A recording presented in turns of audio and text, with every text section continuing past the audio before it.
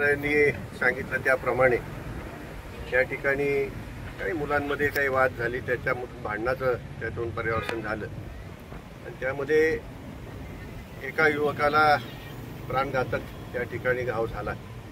त्याला ॲडमिट करावं लागलं. अजूनही तो धोक्यातच आहे, क्रिटिकल आहे.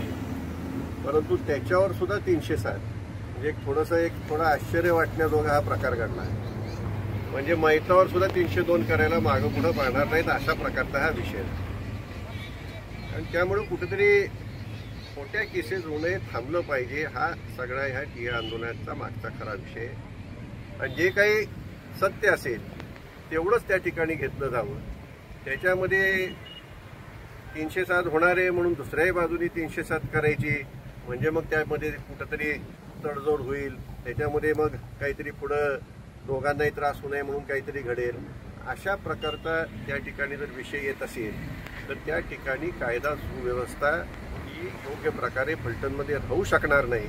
आणि अकारण लोक कायदा सुव्यवस्था हातात घ्यायला सुरुवात करतात. आणि का एकच प्रकरण नाही, आपल्याच मतदारसंघात कोरेगावमधील आपल्या 2 त्या ठिकाणी असणारे एक उपसभापती, जिल्हा परिषद सदस्य यांच्यावर सुद्धा खोट्या केसेस त्या ठिकाणी झाल्या. जवळपास 25 दिवस ते त्या ठिकाणी आतमध्ये होते. म्हणजे अशा प्रकारचं जर खोट्या केसेस होत असतील तर त्या ठिकाणी जनतेला त्या ठिकाणी रस्त्यावर उतरावं लागेल, त्याचा प्रक्षोभ होईल.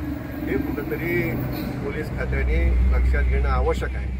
पोलिसांच्यावर, कोर्टावर आपल्या सर्वांचाच विश्वास असतो, परंतु त्याप्रमाणे त्यांनी सुद्धा वागावं लागतं, तरच हा विश्वास टिकून राहणार नाही.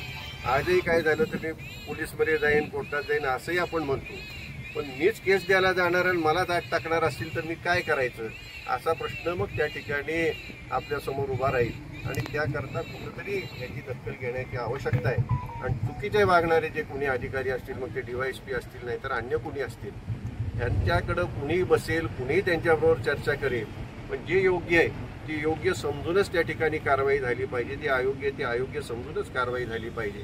मनमानी जर कारवाई होणार असेल तर त्या ठिकाणी शेवटी नाईलाजाव असतं, लोकांना कायदा सुव्यवस्था हातात घ्यावी लागेल. आणि तशी वेळ फलटणमध्ये येऊ नये एवढी दखल मात्र त्या ठिकाणी पोलीस खात्याने घेण्याची आवश्यकता आहे असं मला वाटतं.